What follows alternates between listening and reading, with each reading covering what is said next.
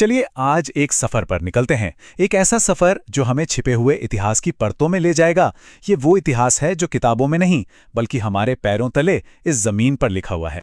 कभी सोचा है कि अगर ये जमीन, ये धरती खुद बोल पाती तो वो हमें क्या कहानियां सुनाती? किलों की, आस्था की, यहाँ तक कि आधुनिक युद्धों की भी। तो चलिए आज कोशिश करते हैं इसकी भाषा समझने की। तो हमारी पहली मंजिल है केन्या। यहाँ एक ऐसी कहानी है जो एक पहेली की तरह है, जिसके ज्यादातर हिस्से हमारे सामने पहले से ही मौजूद हैं। ये कहानी है सुरक्षा और साथ मिलकर रहने की।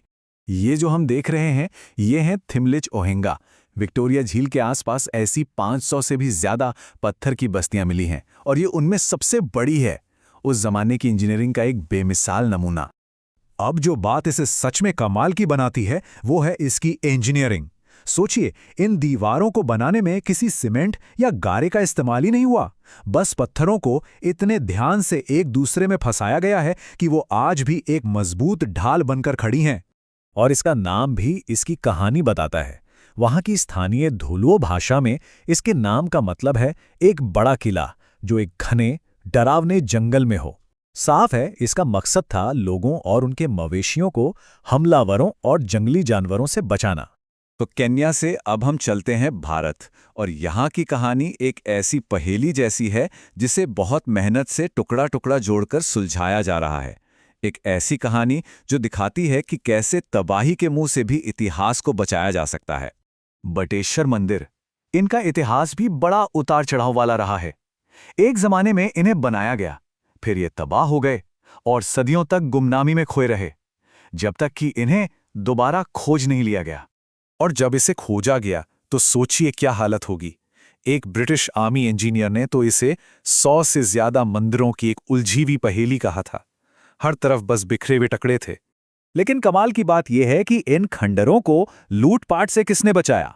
किस्मत देखिए, डाकुओं के एक गिरोह ने इन मंदिरों को ही अपना अड्डा बना लिया था और बस उनके डर से ही कोई यहां आने की हिम्मत नहीं करता था, जिससे ये अनजाने में ही सही सुरक्षित रह गए।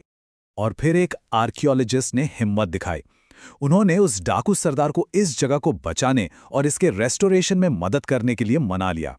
और आज नतीजा हमारे सामने है।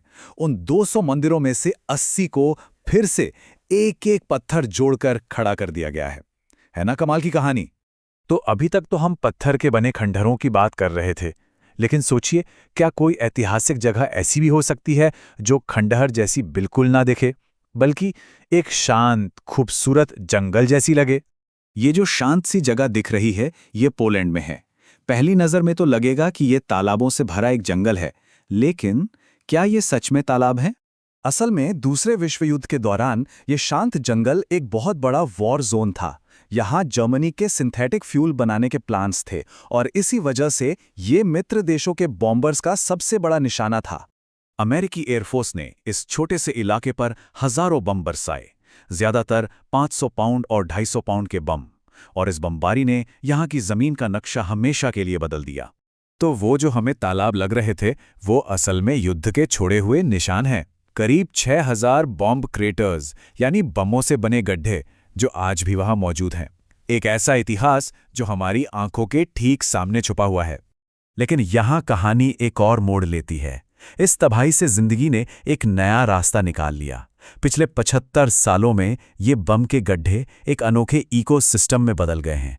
ये आज अनगिनत पेड़ पौधों और जानवरों का घर बन चुके हैं। तो केन्या का किला, भारत के मंदिर और पोलैंड के ये बम के गड्ढे, इन तीनों में क्या बात एक जैसी है? ये तीनों ही हमें दिखाते हैं कि कैसे इंसानी इतिहास जमीन पर अपनी छाप छोड़ जाता है, और ये हमें अपने आसपास की दुनिया को एक बिल्कुल नए नजरिए से देखना सिखाते हैं। इस कॉन्सेप्ट को कल्चरल लैंडस्केप या सांस्कृतिक भूदृश्य कहते हैं।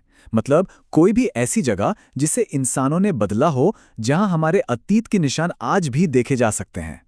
जिन जगहों की हमने आज बात की, वो सिर्फ जमीन के टुकड़े नहीं हैं, वो जीते जागते ऐतिहासिक दस्तावेज हैं। अगर हम इन्हें पढ़ना सीख जाएं, तो हम अपने साझा अतीत को और भी गहराई से समझ सकते हैं। तो बात साफ है, इतिहास सिर्फ म्यूजियम या किताबों में कैद नहीं है। ये हमारे चारों ओर है, हमारे आसपास की जमीन में, उसके उभार में, उसके निशानों में। जरा सोचिए, हमारे अपने आसपास की जमीन में ऐसी कौन सी कहानियां छुपी हैं जो बस खोजे जाने का इंतजार कर रही हैं।